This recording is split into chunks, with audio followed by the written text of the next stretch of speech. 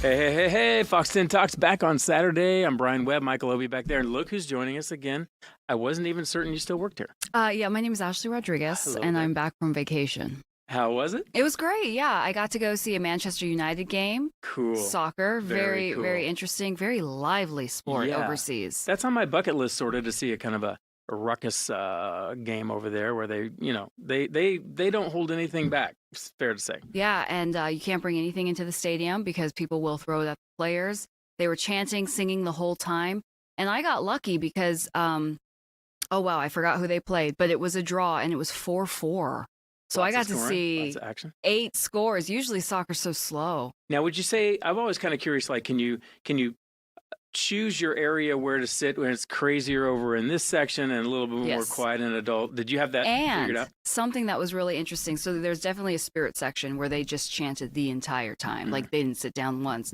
But then there's a small section across the way from me that are completely surrounded by guards.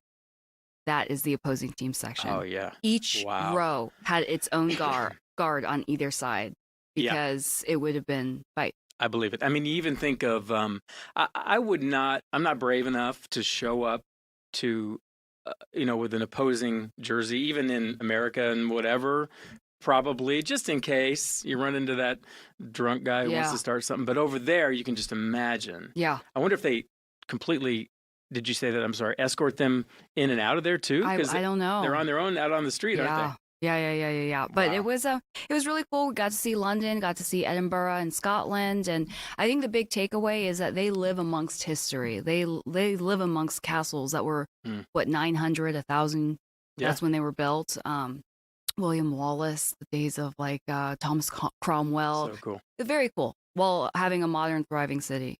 I remember prettier than and London's a lot like New York City, but it's prettier. Prettier. Sure. Okay, good for you. Good trip. I remember going to Ireland with my dad and brother 10 plus years ago now, and we left Dublin, and there was a sign for some castle. Oh, we got to go see the castle, and then we saw the castle, and then we kept driving. Another castle, another castle. We didn't realize like every town had a castle back then. Every little like county, so to speak, had its own castle, and we're like, you want to see the castle? Nah, we've already seen 10. And a part of me like wanted to be a little triggered because it's like, yeah, this is history, this is awesome. But the other, like, then there was the part of me that was like, these were the ruling class, and they pretty much hoarded all the wealth. They got more wealth through colonization. Sure. And there's a lot of peasants at home going hungry, and it's cool to look at, but like, I wonder how it felt to live amongst. Yeah. the real life Game of Thrones back then. Yeah, the ruling classes, And you could tell by the size of the castle who really had the money, because some of the castles in Ireland were like, this is a 1-bed, 1-bath castle. This is not. On Zillow, this would be a rental at best. Yeah. Size matters. And the Brits, how they love their monarchy, I can't wrap my head around it, especially because they're still sitting on all that land. Yeah. And I don't know if the Brits pay a fee to them or like tax to them for just being a bloodline. They do, don't they? There's a certain amount of the... I was proud to be an American, to say the least. Were you? Yeah. We don't, I mean, in a way, we won that war. It feels good to not pay for somebody because of their bloodline and treat them as royals and better than you because of when and how they were born into what family. What point, I'm trying to remember my history now, were the royals like no longer really in charge, just kind of figureheads? When did that about happen? Was that pre-World War II? Pre-World War I? When it was just like, no, we need a prime minister. I mean, it probably goes way back, but it probably was a fading like scale, right? Like, yeah, well, once they lost the American colonies, I'm sure that lessened. That didn't help them. They still like went to go kind of get the Queen's, I don't know, at least let her know what was up. Yeah. Whether she could say yay or nay probably didn't matter very much. But, well, that's cool. That's cool. I mean, yeah, I love it. The history, and it's like, Arizona is beautiful in its own right, but things that are 50 years old here are considered old. It's like a whole different thing over in Europe. I know, especially. And Edinburgh was like a thriving American city, but their backdrop is castles. Yeah. And it's like we have nothing comparable to that in this country. We've got the Tovery Castle. Okay. Have you been there? We've got Hearst Castle. We've got Hearst Castle. We've got the, Wrigley Mansion. Anyway, we tried.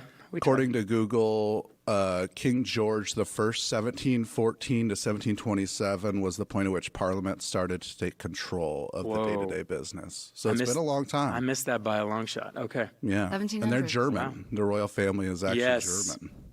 And there were some weird, like, the family of the king and queen of this country were related to the king and queen of this country, and there was some over here. And and Russia, I think. Russia. Spain. Yeah. So that went from unfair to globally unfair. Yeah. Just this family's now in charge of that country too? Okay. Yeah. Well, who's going to stop them? And I have to say, I was being a little triggered by that and mentioning it, and my traveling buddies were like, would you relax and just enjoy history?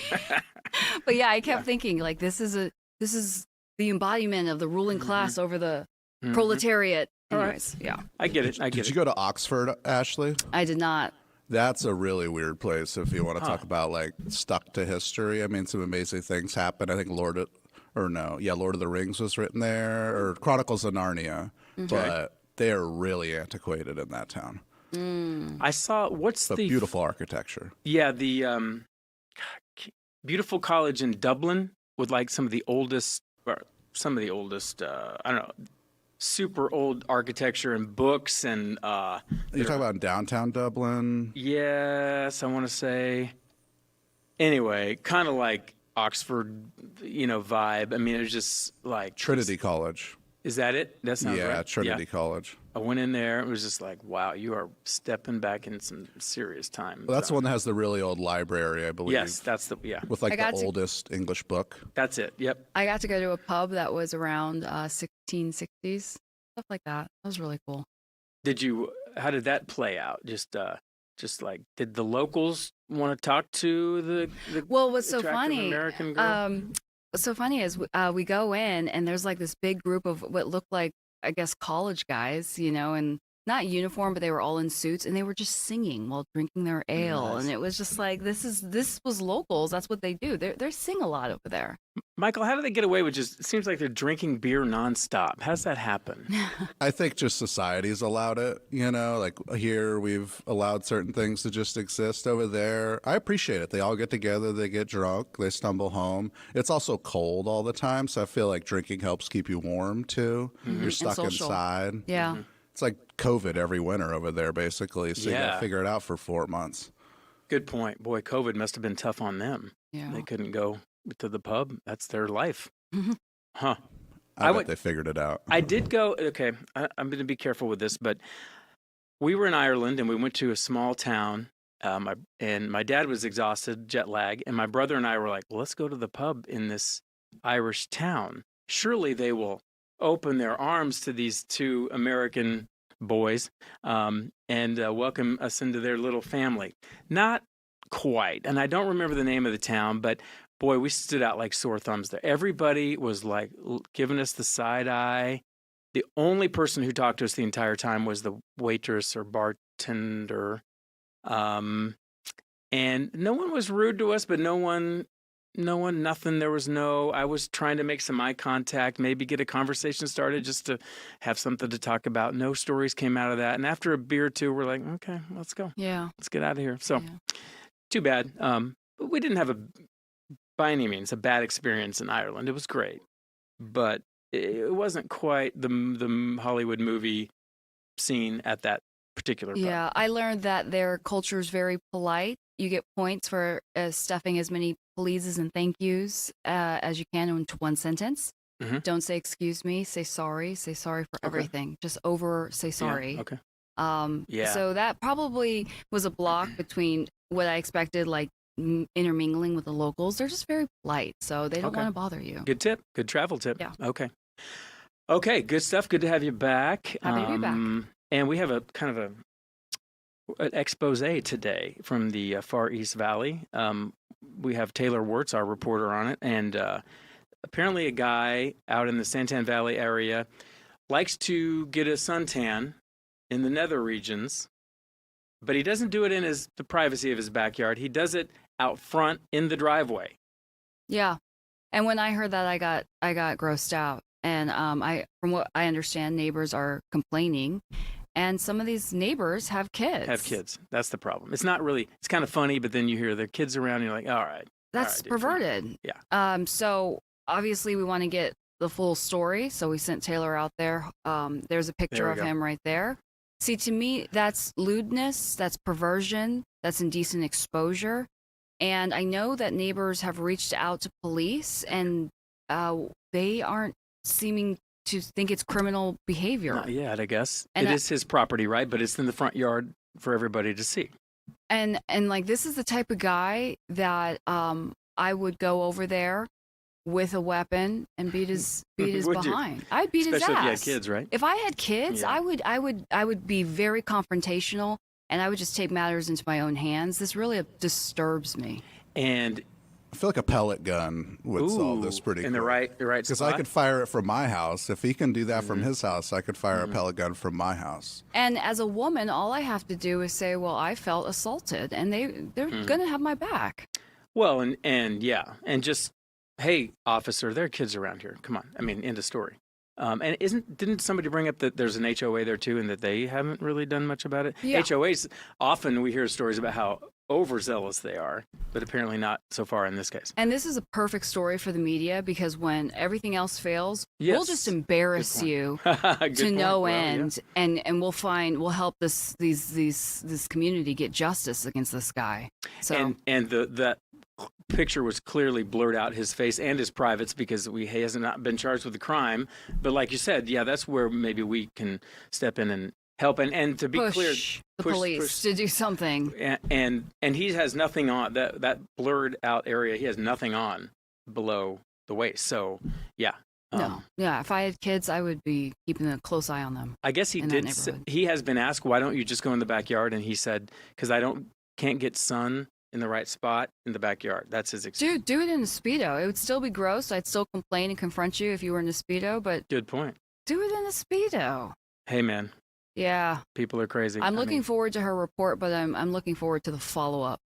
Yeah, this is going to be big. Yeah. It's going to be big. I think a lot of people have already kind of reached out to us in one way or another, right? And they're not happy about it. And maybe there's just a sensitivity right now. I'm reacting like with emotion because of everything with Epstein. Yeah. And just how we have to protect our kids. There are so many perverts out there. I think Mhm. this year alone, just the lid has been blown off the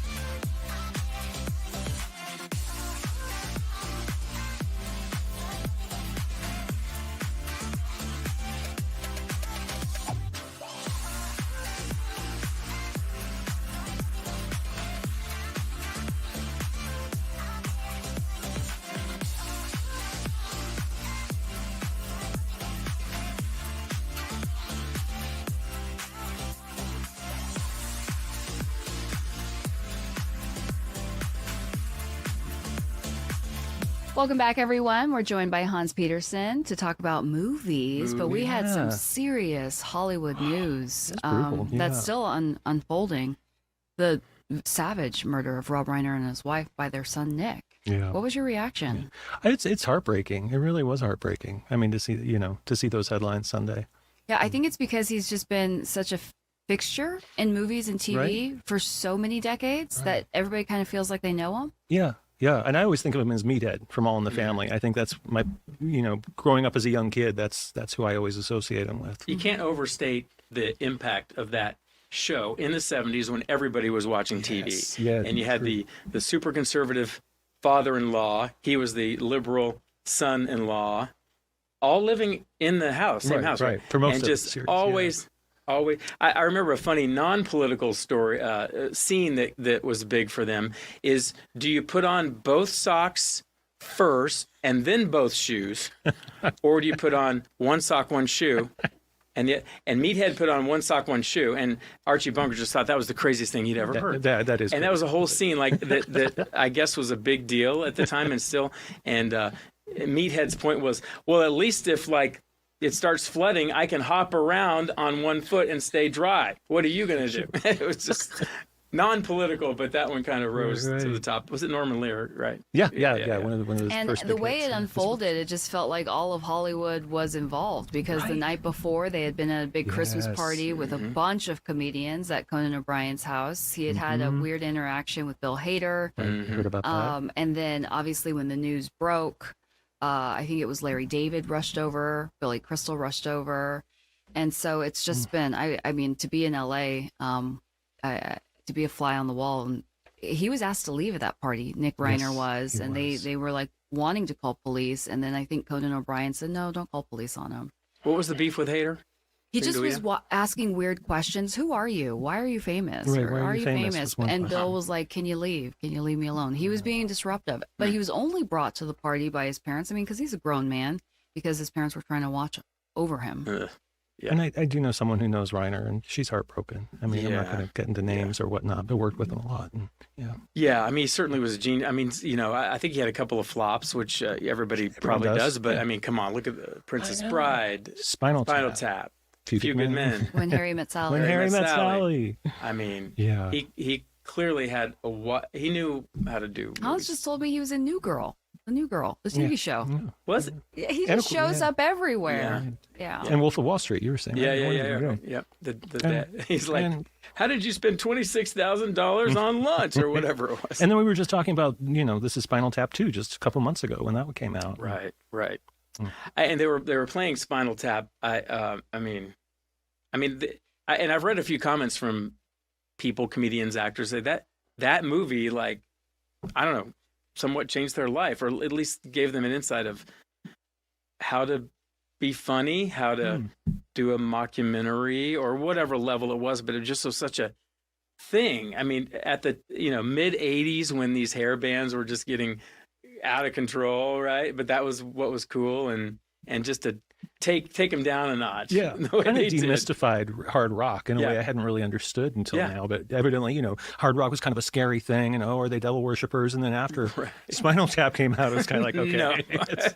And so much of that was ad-libbed, right? I think they just kind of gave him a general context, and that's brilliant stuff. And he really invented the mockumentary genre, Reiner did, which is such a trend. We'll see how this plays out in court. I watched an interview with him talking about, because Spinal Tap was his first movie that he directed and wrote, and he had no script for it, and he had to go sell the movie. And I forget what movie executive's office he was in, but he thought the only reason they greenlit this movie was because he was just so excited to make it. They said, sure, why not, thinking it wouldn't turn into anything.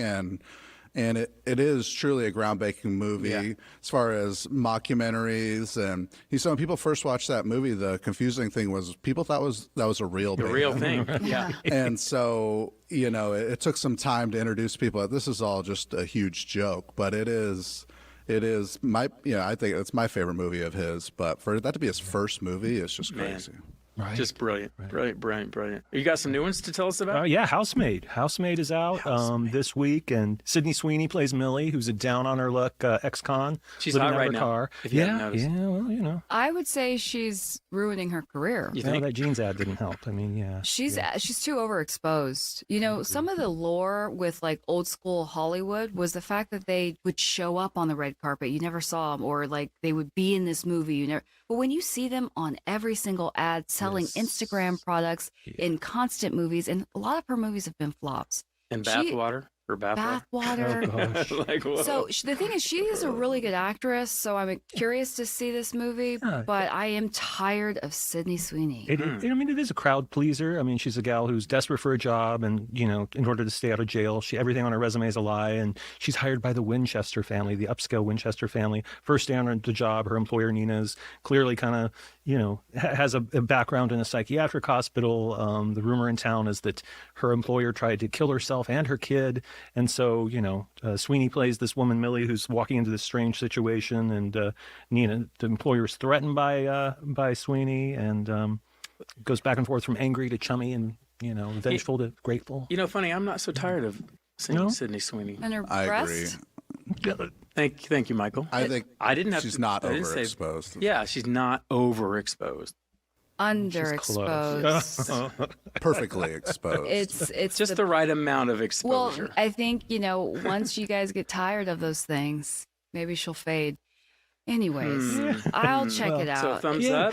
thumbs up. Yeah, I mean, Okay. the crowd was howling, and it's based on one of 3 novels by Frida McFadden, which are recommended, I should say, by our assignment editor, Sade Richardson. She Oh. really likes the novels these are based on. Very so, good. and director Paul Feig, it just does a fantastic job with some of the music selections too, or just run counter to the tone of the movie in a way that makes the song choices funny, which is sort of unusual. I want your take on this, though. I've seen a couple of Sydney Sweeney movies where she does not play up her beauty. The one where she's the military person who was accused of selling secrets. I don't remember the title of it. It wasn't a big hit, but she was really talking about. plain, no makeup. She was great in that. And she was great. Mhm. So she doesn't always go for the role that makes her look like Marilyn Monroe. Right. There was the boxing movie that came out Yeah, recently too. yeah, yeah. That's A another flop. good example. Yeah, which Yeah. was a flop. But I think a lot of it has to do with the way she's interviewing. She's not really hitting her controversy head on when she answers these questions. She's dating Scooter Braun, who is this big anti-Swiftie guy because he held the rights to Taylor Swift that guy, songs, so yeah. he was the enemy. Hmm. She hangs out with Jeff Bezos and very associated with MAGA elites. And those aren't the MAGA. That group is not the people who support the arts. Mm. So it's kind of like hopefully she navigates the future a little bit better because She may be causing the demise of her own career. a little bit, but we'll Yeah. see. I mean, hopefully she can put those things away and focus on her talent, and her talent will always come through. She'll get into the Kennedy Trump Center eventually. Oh, there you go. There you go. She'll be the star of that. She'll be redeemed there. It's Trump Kennedy. Center. My And I apologies. think critics did not like this movie all that much. I mean, they gave it a 71%, but audiences loved it. They were like, critics gave it 76%, audiences gave it 91%. So it was a real crowd. And she pleaser. shouldn't put all those things away. Okay, so I have a story. It goes back Michael. to I'm gonna ignore that. too. I think it was when did Avatar first come out? 2019. Right, it was forever No. ago. No, it was like 2015. I think you're right. Yeah. And I went to 2010. see it Christmas night. And that used to be a tradition of mine. After Christmas, go see whatever blockbuster movie there was. I fell in love with Avatar so much, I literally went back the next night to the theater Wow. to see it. Wow. Huh. And then I waited 10 long years, right? Or Mhm. however, Well, 8 for the it's still sequel. long. Yes. Yeah. Well, I'm good. I'm good now. You good now?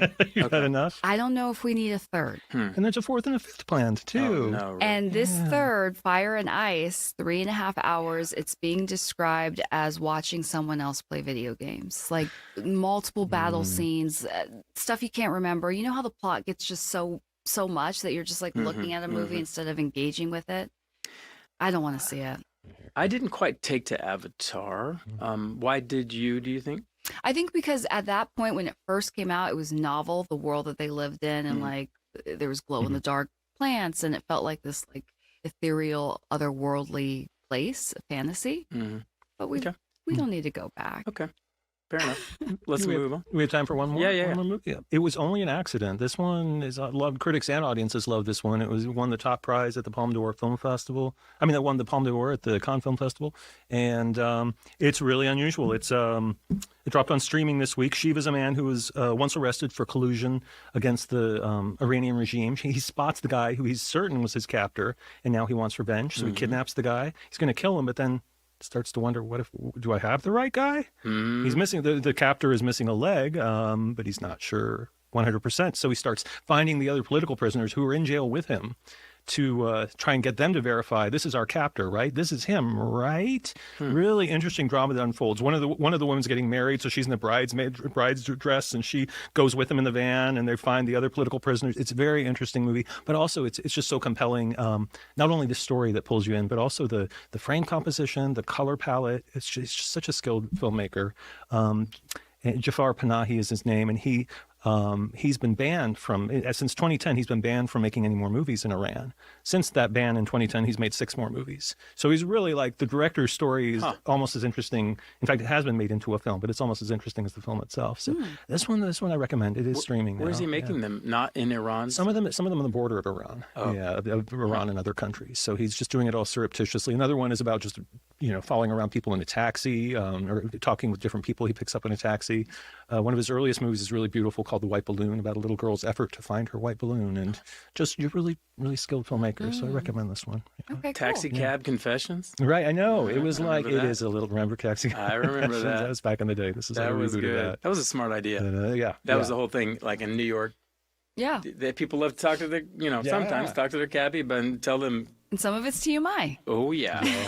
How did they get him to sign the release on that show? That's how, I mean, they were drunk. So can you sign a release when you're drunk? That's a good legal question. Probably why the show Okay. ended. Because they showed their faces. So, I mean, there was some stuff going down in those cabs. Oh, I wonder yeah. if they got follow-up contact information and then called them when they were sober and said, so are you really okay with us using that? And how much they paid him? They had to pay They him must something. have had to I be mean, come paid on. something, right? Huh.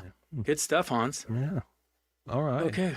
Fox 10 Talks in the record books. Boom. Woo. Merry Christmas, everyone. Yeah, you too. This is the week of Christmas. Did Yeah, you it have is. a question for us? Oh, yeah. I'll save it for tomorrow. Okay. What to do if you received something in the mail that wasn't for you, but there's no way to give it back? So what should I do with this thing of value? Is it from Amazon? Starbucks.